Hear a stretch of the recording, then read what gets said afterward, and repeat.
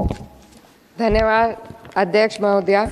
आज हमारे राष्ट्रगीत के 150 वर्ष पूरे होने पर हो रही महत्वपूर्ण चर्चा में गर्व के साथ एक भारतीय होने के नाते मैं अपने विचार रखना चाहती हूँ। सदन में इतिहास को तोड़ मरोड़ कर पेश करके फिर से मुस्लिम तुष्टीकरण के नाम पर भारतीय मुसलमानों को कटघरे में खड़े करने की कोशिश की जा रही है। लेकिन मैं सदन में बताना चाहूँगी कि हम भारतीय मुसलमान जिन्ना के आह्वान को ठुकराकर अपने इस प्यारे वतन की मिट्टी के साथ मजबूती से जुड़े रहे। हमने महात्मा गांधी, बाबा साहब डॉक्टर भीमराव अंबेडकर, रविंद्रनाथ टैगोर जी, सुभाष चंद्र बोस जी, मौलाना अबुल कलाम आज़ाद, अशफाक उल्लाह खां साहब के विचारों को अपनाया। हम भारतीय मुसलमान इंडियंस बाय चॉइस हैं, बाय चांस नहीं।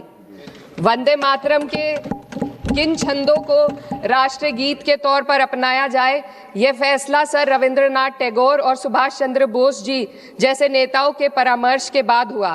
क्या अब हम उन महान नायकों की समझ पर प्रश्न चिन्ह उठाएंगे? उन्हें देश को बांटने वाला और तुष्टीकरण करने वाला कहने का पाप करेंगे?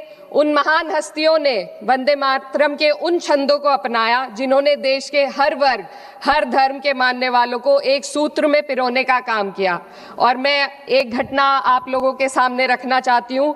वर्ष 1998 में उत्तर प्रदेश सरकार के मंत्री रविंदर शुक्ला जी ने स्कूलों में राष्ट्रगीत को गाना अनिवार्य कर दिया था।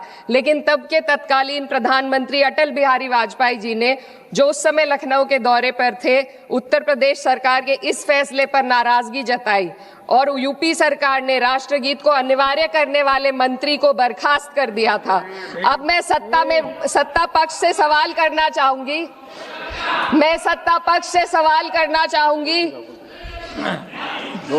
बोलने दीजिए। मैं सत्ता पक्ष से सवाल करना चाहूंगी कि जो विजन आजादी के समय के लोगों का था राष्ट्रगीत को स्वेच्छा पर छोड़ने का, उसी का अनुसरण माननीय अटल बिहारी वाजपेयी जी ने किया, तो क्या वे भी मुस्लिम तुष्टीकरण कर रहे थे? जी नहीं। अटल बिहारी वाजपेयी जी राजधर्म निभा रहे थे। देश में सब धर्मों को एक साथ लाना, सबके जज्बात का एहसास करना ही सबसे बड़ा राष्ट्रवाद है। माननीय अध्यक्ष महोदया, आज हमें वंदे मातरम के असली भाव को समझना जरूरी है। यह गीत तो देश के जल, जंगल, जमीन, हरियाली और निर्मल हवा की वंदना को समर्पित है। यह भारत की जन जन की मंगल कामना करता है कि भारत का हर नागरिक स्वस्थ रहे, सुरक्षित रहे और सम्मान के साथ जी सके। सुजलाम सुफलाम का अर्थ है, सुनिए, ऐसा देश जहां स्वच्छ और पर्याप्त जल हो, जहां नदियां जिंदा हो, बहती हो, जीवन देती हो। अध्यक्ष महोदय, लेकिन अब जरा यमुना का हाल देखिए। दिल्ली प्रदूषण नियंत्रण समिति की 2025 की रिपोर्ट बताती है कि यमुना के कई हिस्सों में बीओडी स्तर 127 mg पर लीटर है तक पहुंच चुका है, जबकि किसी जीवित नदी के लिए ये 3 mg पर लीटर से कम होना चाहिए। ये सिर्फ नदी का संकट नहीं है, ये किसान का संकट है। नमामि गंगे के नाम पर हजारों करोड़ रुपए खर्च हो गए, लेकिन सच्चाई ये है कि आज भी गंगा और यमुना के किनारे किसान मजबूरी में उसी जहरीली पानी से खेती कर रहा है। वही जहर अनाज में उतरता है और वही जहर किसान की जिंदगी को धीरे धीरे खत्म कर देता है। अध्यक्ष महोदय, जब पानी जहर हो जाएगा तो सुजलाम कैसे होगा? जब किसान बर्बाद होगा तो सुफलाम कैसे होगा? मलयज शीतलम, मलय का अर्थ है मलय पर्वत से बहने वाली ठंडी सुगंधित चंदन जैसी हवा जो जीवन देती है, बीमारी नहीं। आज मैं इस सदन से पूछना चाहती हूँ, क्या आज के भारत की हवा मलयज शीतलम है?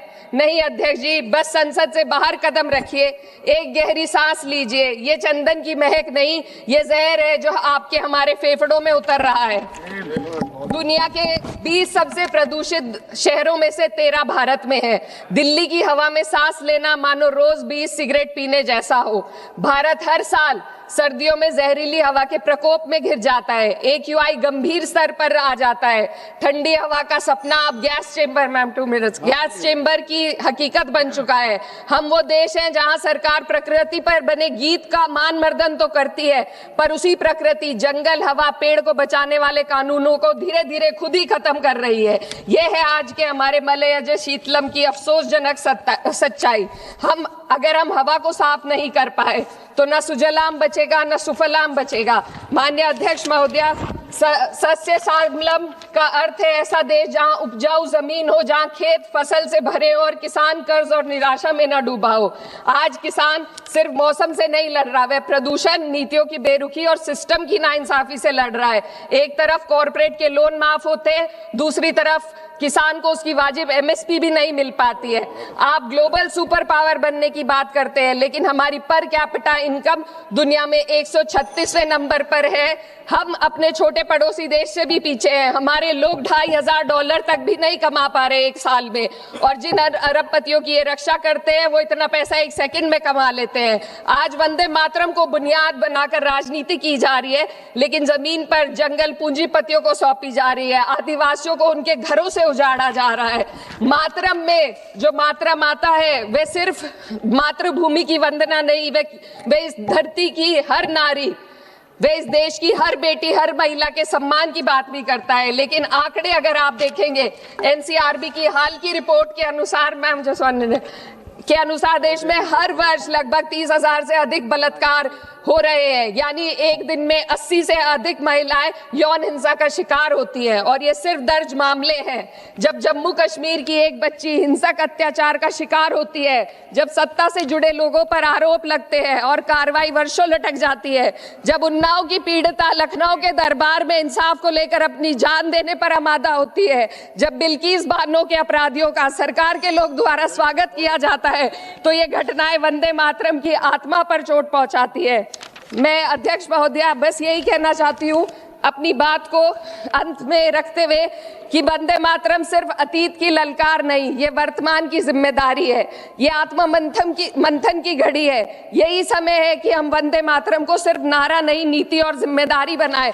और अपने जज्बात को मैं आलमा इकबाल साहब के तराना हिंद के साथ इस सदन में रखना चाहती हूँ कि सारे जहां से अच्छा हिंदुस्तान हमारा, हम बुलबुले हैं इसके, ये गुलसिता हमारा, मजहब नहीं सिखाता आपस में बैर रखना, हिंदी है हम, वतन है हिंदुस्तान हमारा। श्रीमती लवली आनंद।